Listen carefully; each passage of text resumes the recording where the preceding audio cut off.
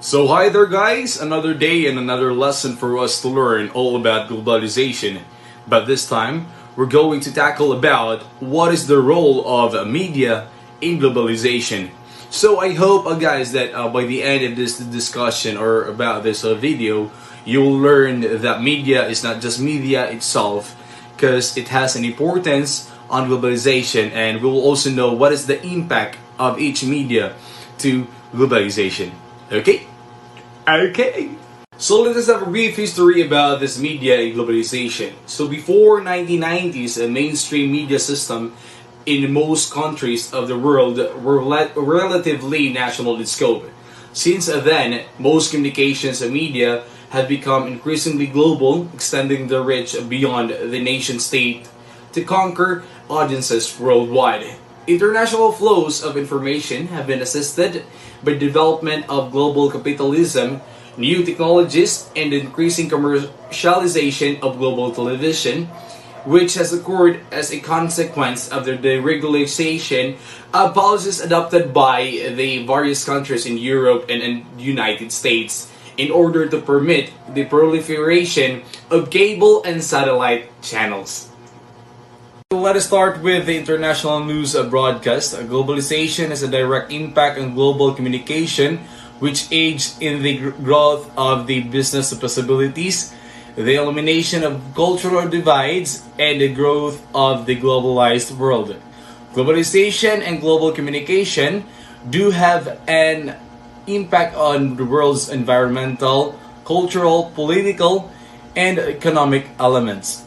International news broadcasts are used to spread a country's and policies' influence. This could take the form of information gathering, but it's far more likely to take the form of what the political scientists refer to as a soft power, the use of constructive relationship building events, institutions, and other forms of interaction. So, television programming.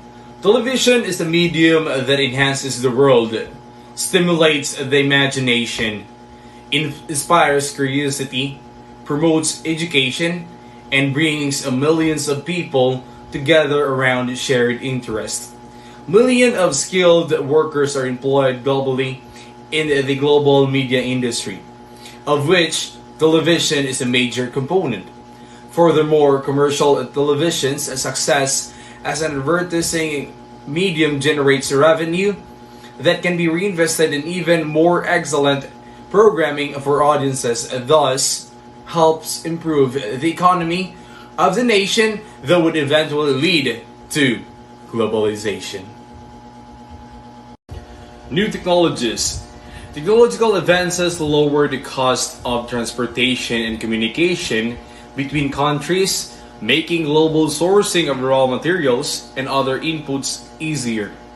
Patented technology promotes globalization because the company that owns the patent will profit from foreign markets with little competition. Technology has allowed software experts to collaborate with companies all over the world through the internet. The pace of innovation has aided regularly or greatly in the creation and expansion of the global market. Film. Film is regarded as a significant art form, a popular source of entertainment, and a potent tool for educating or indoctrinating citizens. Film has a universal power of communication due to its visual foundation. They have the potential to boost the economy, inspire people, and broaden our understanding of the world around us, making it an effective way to communicate across borders. Music. Global pop music's interaction transcends cultural and economic barriers. To put it another way, globalization opens up a new opportunities for the pop music industry to expand its global market and profit handsomely. A thriving industry also attracts highly skilled young workers from all sectors who value quality of life. As a result, business investment is attracted.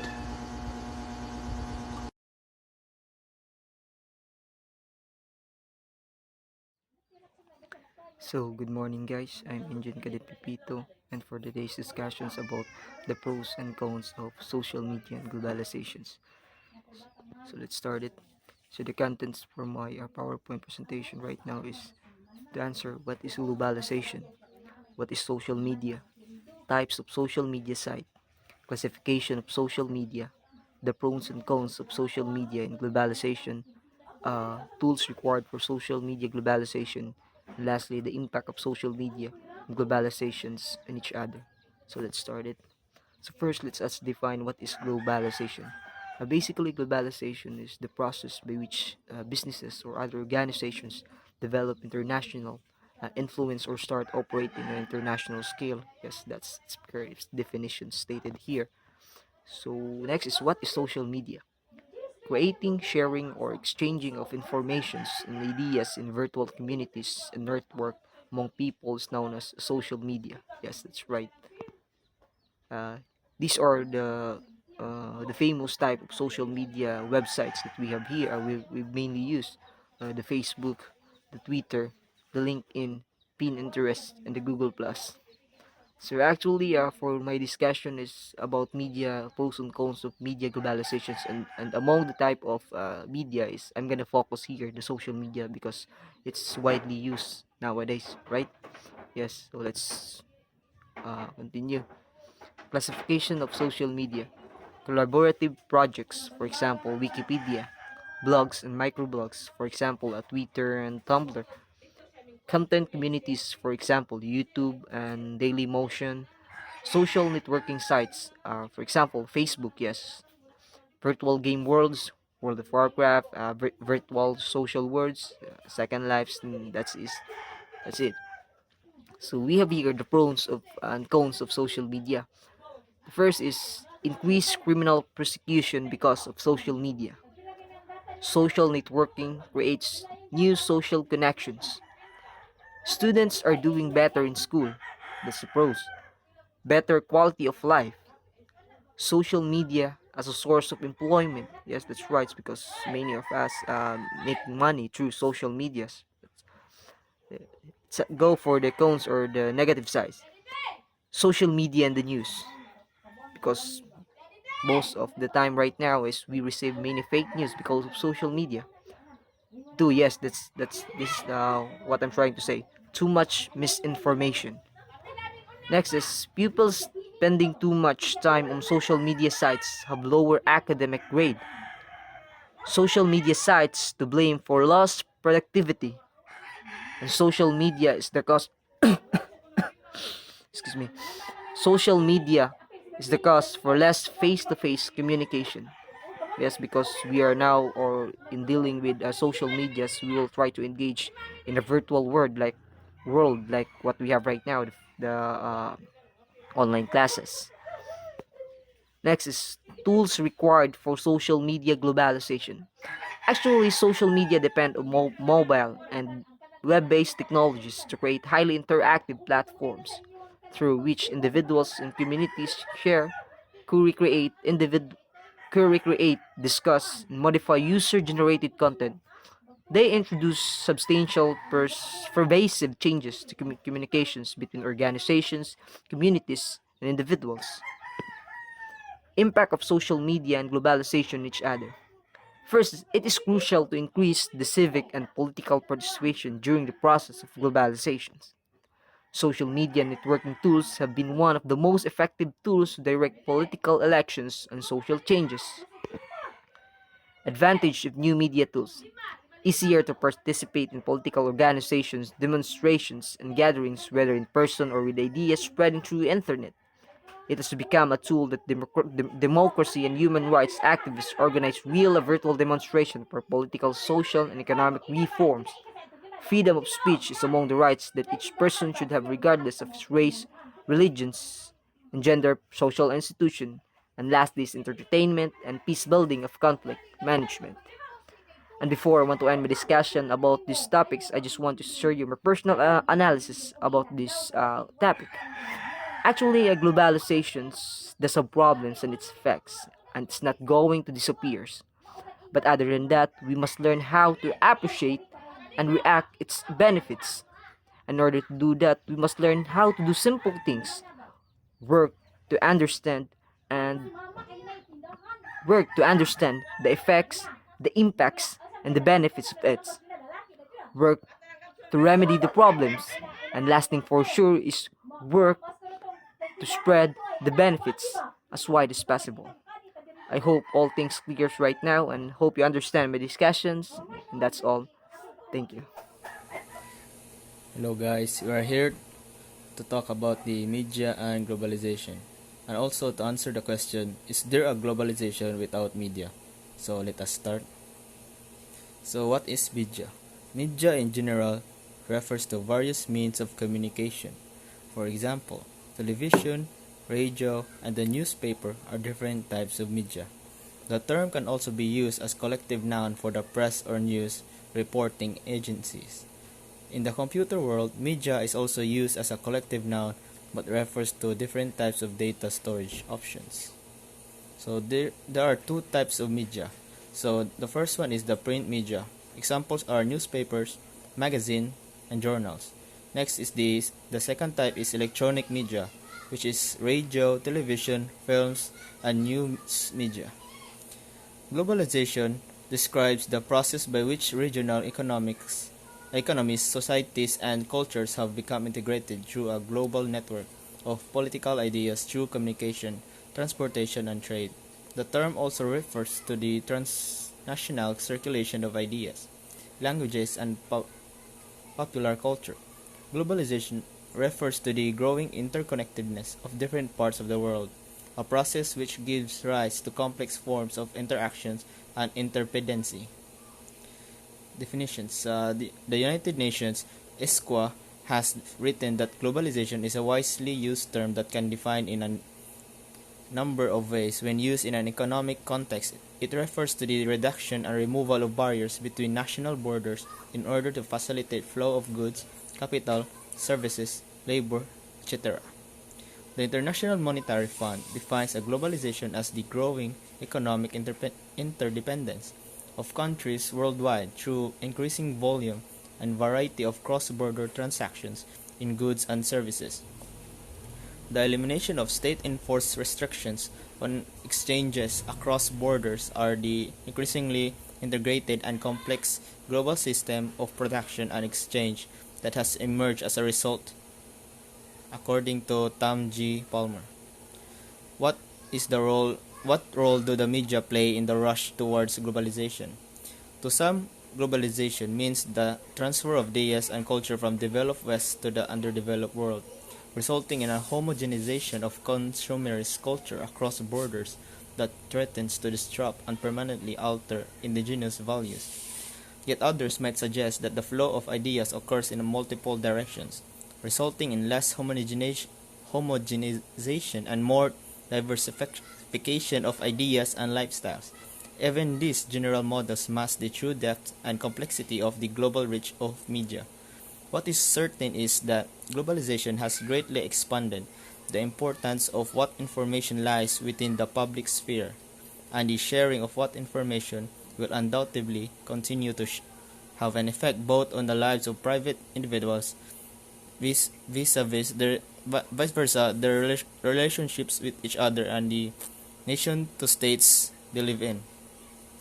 Continuation. Most theorists agree that there is practically no globalization without media and communications, as many of the definitions of globalization at least indirectly acknowledge. The role of media and communication is, of course, obvious in globalization theories, but it's not necessarily visible. This causes problems in two ways. First, the role of media and communications in globalization theories remain vague and unspecified. Secondly, media studies miss the big picture of globalization and have been contributing little to the theoretical discussions on globalizations. The media is basically dominated by five major companies. They are First is the Time Warner, Viacom, Vivendi Universal, Walt Disney, News Corp. News Corp. These five companies own 95% of all the media that we get every day. They own the major entertainment, theme parks, entertainment movie studios, televisions, and radio broadcast networks, and programming, video news, and sport entertainment.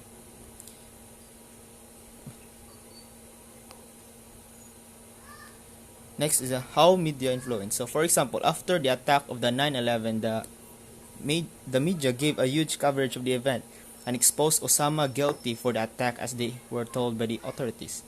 This shaped public opinion to support the war on terrorism.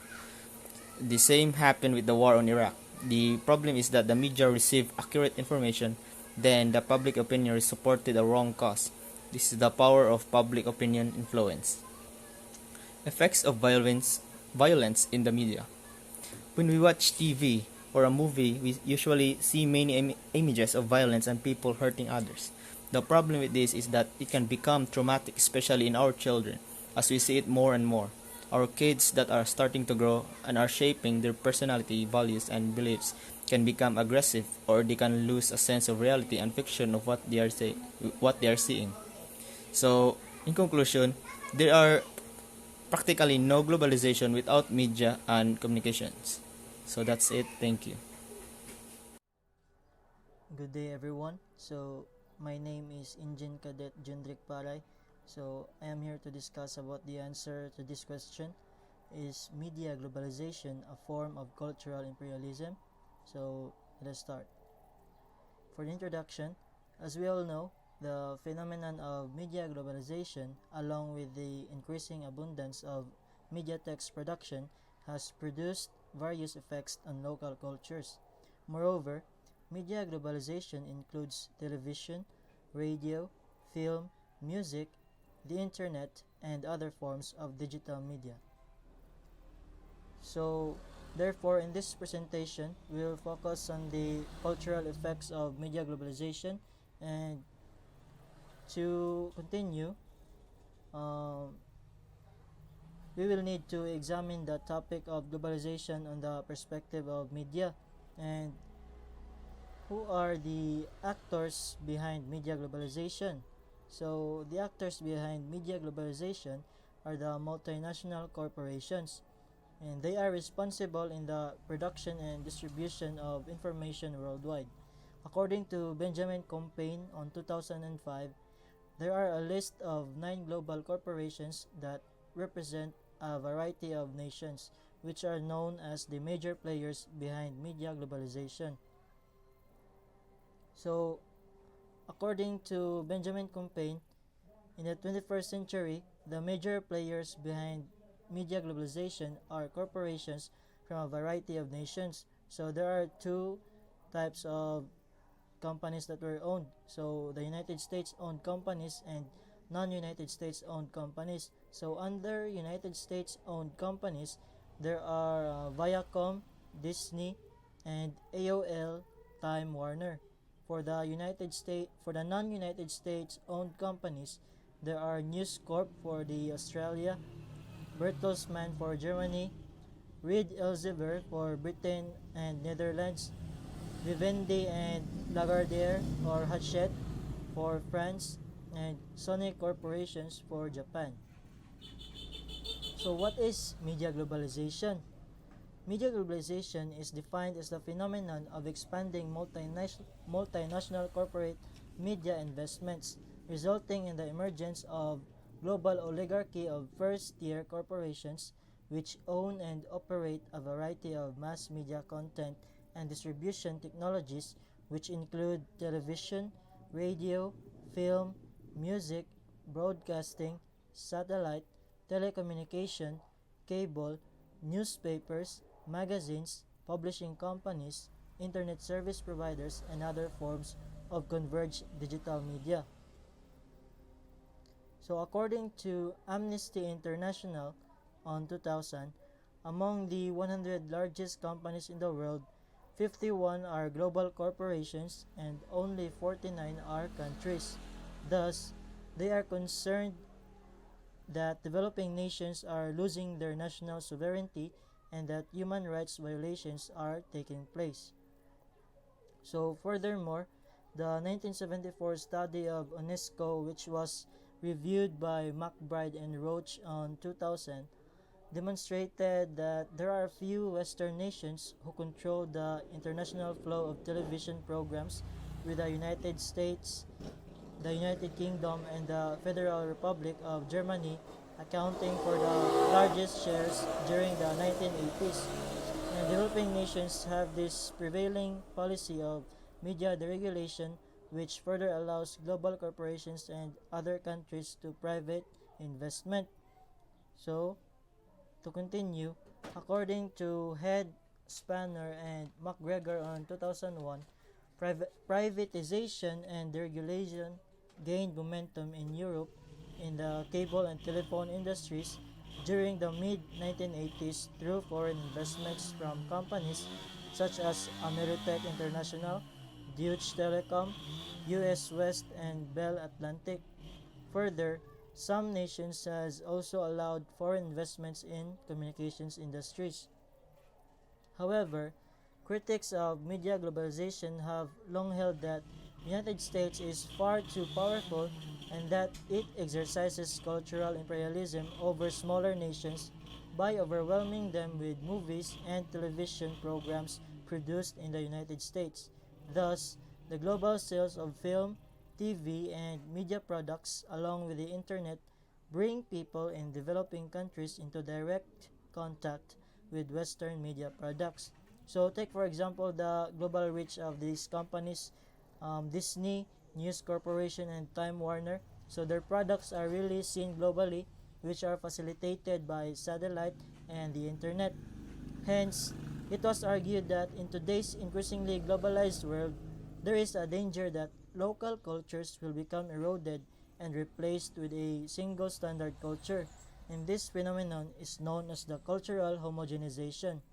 So, further, for the idea of Americanization, so according to Jaren and Meyer on 2000, so the idea of Americanization is a global media culture under Anglo-American leadership. So consider the film industry. Most of the big concerns have their place in the United States, and most movies in the cinema all over the world are produced in Hollywood.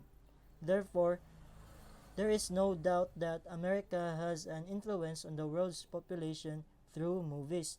But not only movies, there is also American advertisement everywhere. And in a political economy perspective, the homogenization of culture and communication leads to shared values and ideologies among the viewers.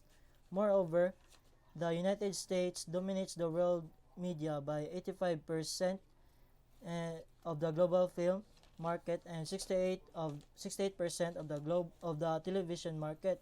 On the other hand, in a cultural imperialism perspective, it was argued that American values and ideologies are imposed upon the rest of the world through media texts. So therefore, we can really say that media globalization is indeed somehow is indeed a form of cultural imperialism.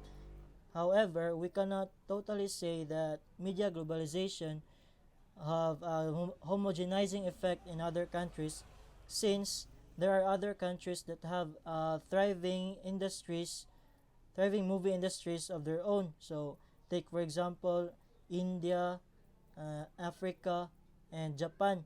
So moreover, the audience responses to globalized media are highly differentiated depending on which country they are viewing it. So these audiences are not just passive observers, but they are also capable of making their own judgments and attaching their own meaning to media text. So that would be all, and thank you so much for listening.